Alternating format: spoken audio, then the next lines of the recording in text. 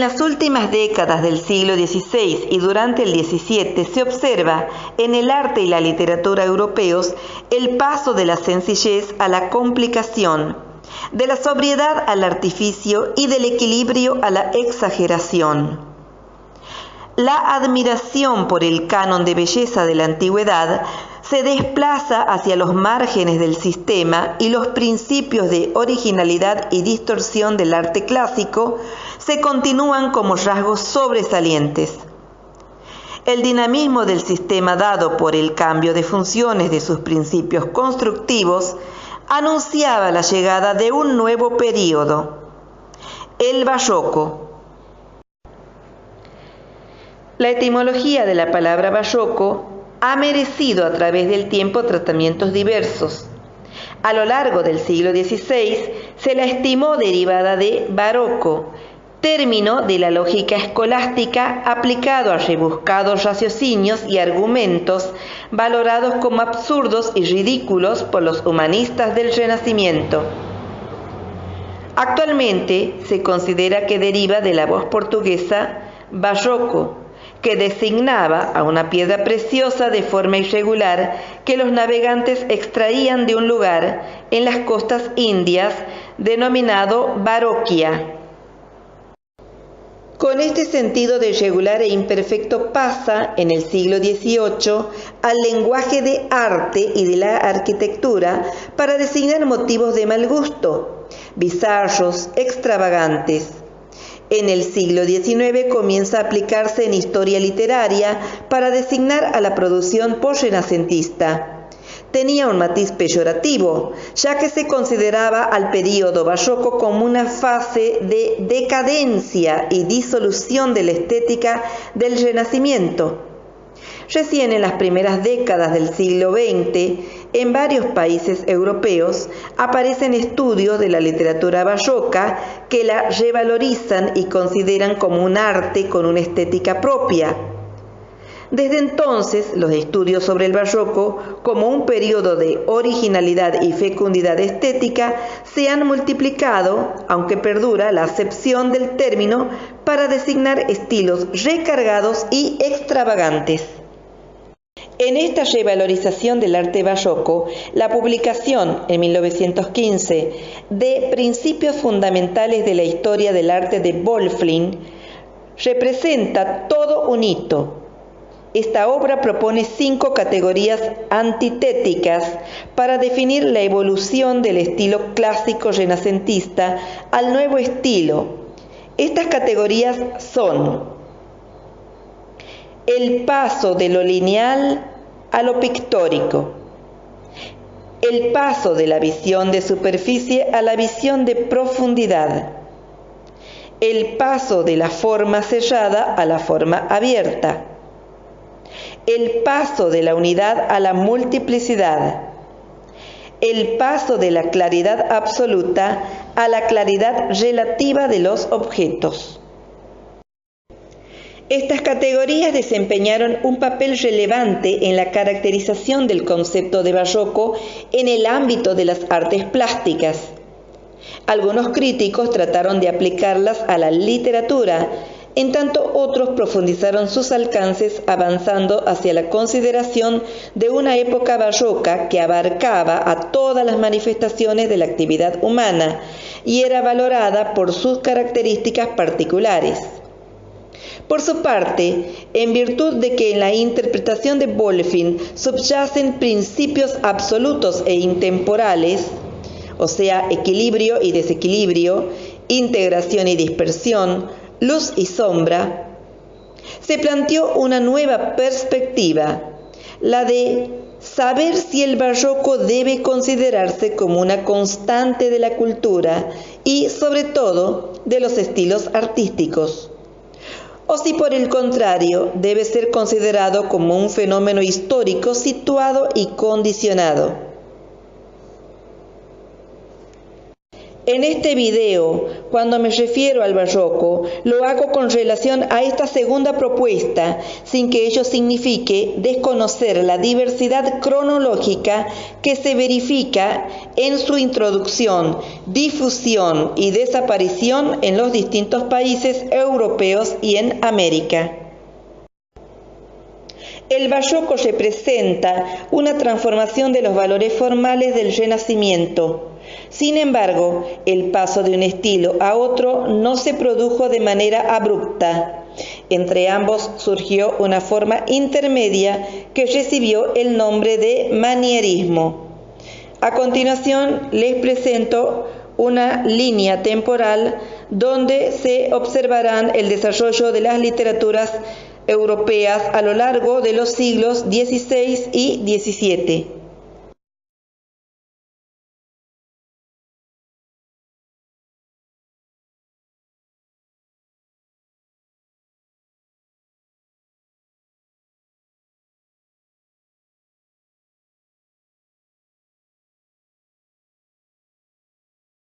El vocablo manierismo procede de maniera, que significa el estilo individual de un artista y el estilo propio de una época y nación.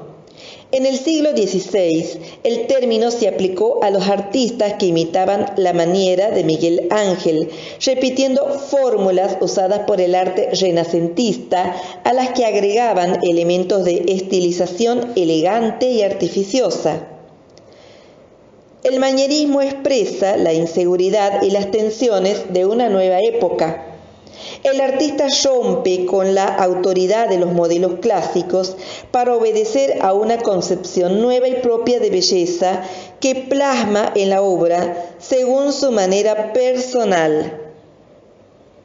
El manierismo se manifestó en épocas diversas en los diferentes países. En Italia se da después de 1530, en España y en Francia en las últimas décadas del siglo XVI y comienzos del XVII.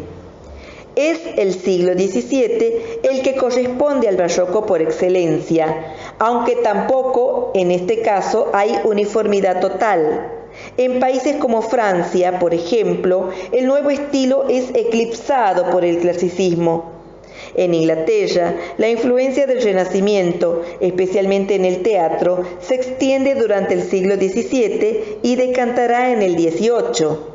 En la época de la Restauración, en una literatura caracterizada por la búsqueda de equilibrio y sobriedad. De modo que la literatura barroca más fecunda es la española, con sus dos vertientes, conceptualismo y conceptismo. La cosmovisión del hombre del Renacimiento se disgrega a partir de la Reforma y de la Contrarreforma. Se fractura el equilibrio entre razón y fe. Tambalean los ideales de perfección y felicidad. A la vitalidad renacentista sucede el pesimismo, el desengaño, una concepción angustiosa del tiempo. Fuga, disolución, muerte. Del mundo, laberinto, teatro, y de la vida, sueño, ficción, mentira.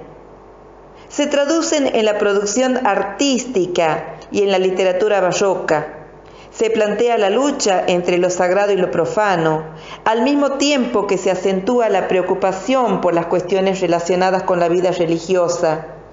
Las preguntas existenciales sobre la finalidad de la existencia se actualizan a la luz de un ideario que pone en jaque las certezas heredadas de la tradición. La profunda crisis señalada se proyecta en la literatura barroca que, sin renunciar a los temas y a las formas del Renacimiento, los modifica para conseguir originalidad. Así, no desaparecen los temas mitológicos, pero lejos de la claridad de los moldes grecolatinos, son exaltados acorde a un nuevo concepto de belleza que incluye lo insólito, lo anormal, lo dinámico, lo tumultuoso, lo impreciso. Un ejemplo de lo dicho lo constituye la fábula de Polifemo y Galatea de Luis de Góngora, que desarrolla los amores de los pastores Asís y Galatea, interferidos por el gigante Polifemo. El inusual amor del cíclope por la joven, el contraste entre los pretendientes y la antítesis de sus respectivas condiciones son rasgos típicamente barrocos. Este extenso poema, en la contraposición de los dos personajes, la figura descomunal y la fiereza de Polifemo, junto a la fragilidad y ternura de Galatea, pone de manifiesto hasta qué punto el barroco es, ante todo, arte de oposiciones dualistas, de antítesis violentas y exaltadas. Otro ejemplo de contradicción es el que encarnan la imagen cuerda de Sancho en contraste con la locura de Don Quijote, personajes típicamente barrocos por cuanto son expresión de planos opuestos de la realidad. Tal dualismo traducen también los temas que hunden sus raíces en la tensión espíritu-carne, miseria-grandeza, en que se debate el hombre del siglo XVII. Por un lado, se exaltan los placeres sensoriales, se apura el goce de vivir y de aprovechar el presente, pero simultáneamente la aguda conciencia de la fugacidad de los bienes temporales, de la belleza y de la vida misma, hace que surjan otros tópicos como el de la muerte como fin de los placeres y junto a estos los temas vinculados a la trascendencia, el pecado, la predestinación y el libre albedrío. Símbolos como el agua en curso, la nube, la llama, el viento, la rosa, expresan frecuentemente la idea de lo efímero, de lo pasajero. La finalidad principal del arte del barroco es asombrar. Acorde con ello, la ostentación, suntuosidad, el gusto por lo recargado, se traducen de manera diversa en la prosa, la poesía y el teatro, género propicio para que encuentre realización la dualidad realidad-apariencia. En efecto, sobre el escenario, en el mundo de la representación, la luz, el disfraz, los efectos escénicos instauran la magia, la ilusión, pero al mismo tiempo dejan entrever su ruptura. El espectador vive así el doble juego, el conflicto del ser y del parecer. En lo que hace al estilo del movimiento, la severidad y solemnidad del arte renacentista se transforma en el recargado estilo del barroco.